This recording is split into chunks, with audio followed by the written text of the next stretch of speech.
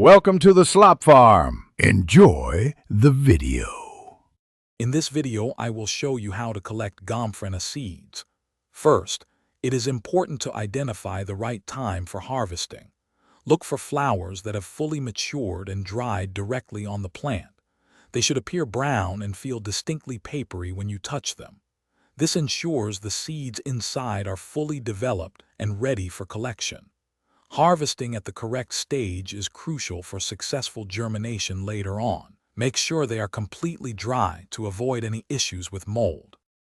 Once you have identified the perfectly dried flowers, it is time to carefully harvest them.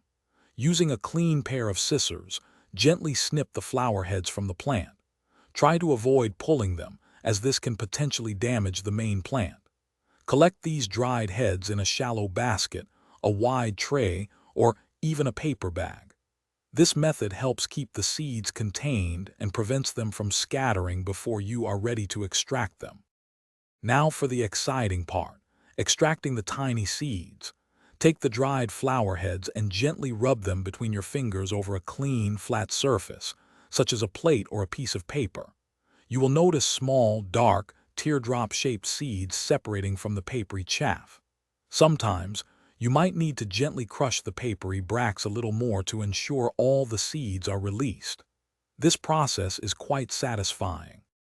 After extraction, it is crucial to ensure your Gomphrena seeds are completely dry before storage.